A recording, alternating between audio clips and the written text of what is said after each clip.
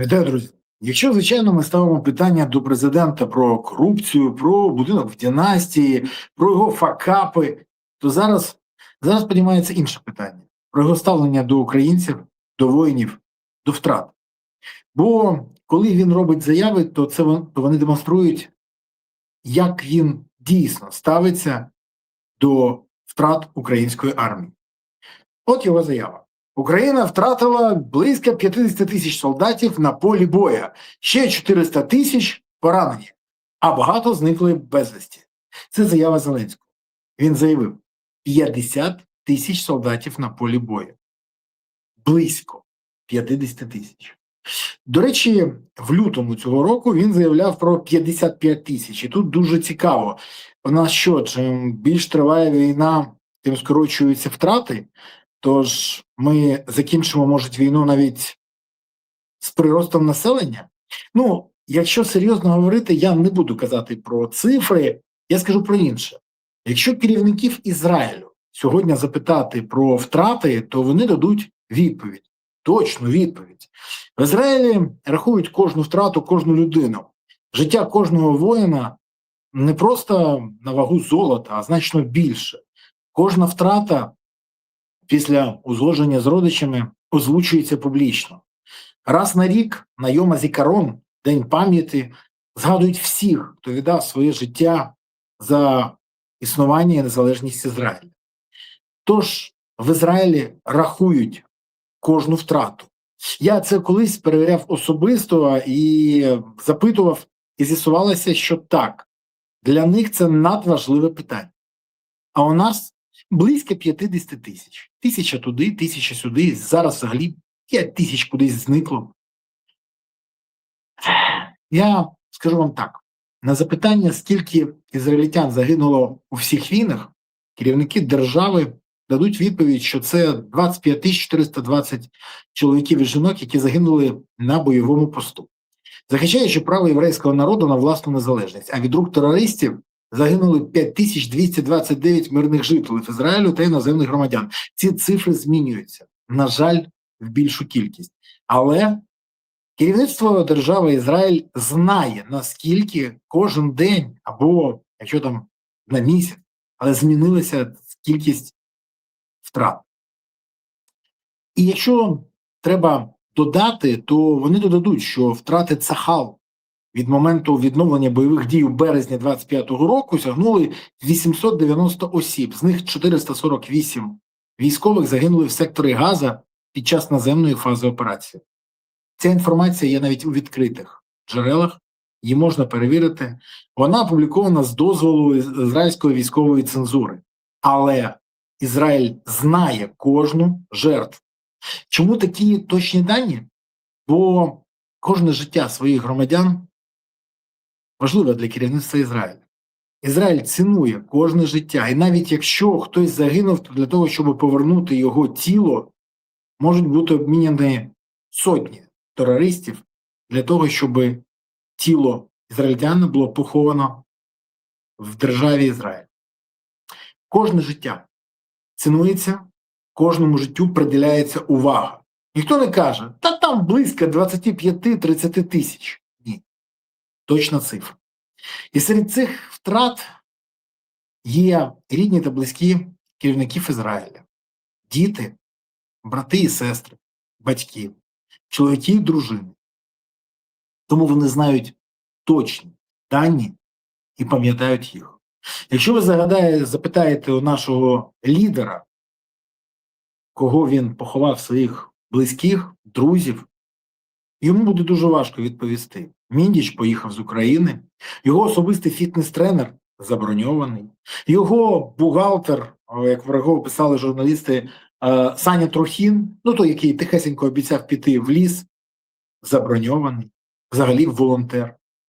Якщо ви запитаєте, хто з його колег, друзів, бізнес-партнерів, колег по сцені воює або кого втратила держава, він може згадати Потапа, якому він надав звання заслуженого артиста України.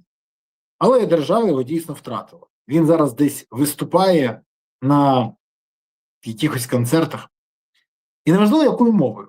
Важливо, що він не той, хто допоможе Зеленському зрозуміти, скільки дійсно загинуло українців. Тому в Ізраїлі знають точні дані і пам'ятають їх. А в Україні президент озвучує,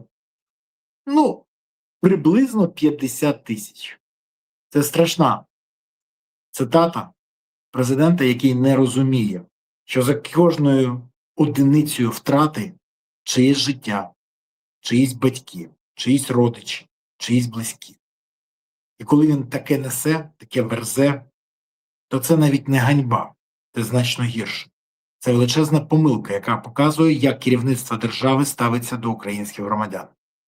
То коли ти кажеш взагалі близько 50 тисяч, то показуєш своє ставлення до цього. Тим більше хочу нагадати, що якщо ти до цього називав кількість у 55 тисяч загиблих, то виходить, що для тебе 5 тисяч життів – це не дуже що суттєво. Я нагадаю, що 5 лютого 26 року в інтерв'ю Франс 2 Зеленський заявив, в Україні офіційно кількість солдатів, які загинули на полі бою, як професійних, так і призовників, ставить 55 тисяч. Зараз він чомусь в інтерв'ю каже близько 50. Це він не знає кількість, це він не пам'ятає, що він кому сказав, чи він не знає реальності, чи для нього 5 тисяч – це близько 50. Може, тому він не може назвати, для якого Вови будують дім в династії, якщо не знає навіть такі речі. Той дім, який біля дому Андрія Єрмака, Тимура Міндіча і Олексія Чернишова. Той дом, за яких наздоганяє НАБУ і САП. Але з'ясувалося, що не тільки про Вову і дом він не може нас сказати. Він ще й не знає, скільки справді українців загинуло за Україну. Чи знає, але не приділяє цьому таку увагу, бо для нього це справді не важливо. Не знає, він повинен сам це пояснити і прокоментувати. Бо подібне ставлення до військових їх життів неприпустимо. І не тільки в Україні, а в будь-якій іншій цивілізованій країні. Кожне життя громадянина України безцінне. Коли влада це запам'ятає, то може ставлення і до всього іншого зміниться на краще. А поки ми спостерігаємо, що відбувається. Поки президент порушує Конституцію, поки президент намагається закрити рота тим, хто його критикує і вказує на подібні ганебні речі, а також на те, що він і досі ніяк не коментує події від Вушечки на Москву до оцього дому в династії. Поки ми спостерігаємо оцю вакханалію, коли повага до героїв, які віддали своє життя до існування для того, щоб існувала Україна, у Зеленського відходить на другий план. Бо піар для нього все. Він забуває, що він не шоумен вже, а президент. Президент, який має знати точні дані, який має розуміти, що відбувається, який має нести відповідальність за те, що робить. Бо він зараз нагадує просто блазня, який байдужий до того, що відбувається. Йому головне свою роль зіграти так, щоб публіка проаплодувала. До речі, є публіка, яка аплодує. Частіше за все, ця публіка не має жодного відношення ані до війни, ані до служби, ані до втрат. На жаль, це саме так. У будь-якому випадку, президент повинен зараз вибачитись за це і має уточнити реальну кількість.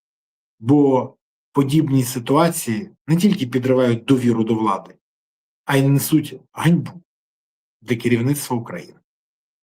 Я дякую вам, що ви дивилися, дякую, що поставили вподобайки, підписалися і прокоментували. Сподіваюсь, ви напишете своє ставлення в коментарях до цього.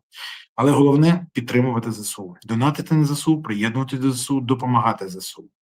Бо ЗСУ – це запорука того, що Україна є майбутнє. Тож гуртуємося всі навколо інтересів ЗСУ, щоб у України було гідне майбутнє. Дякую вам. Па-па.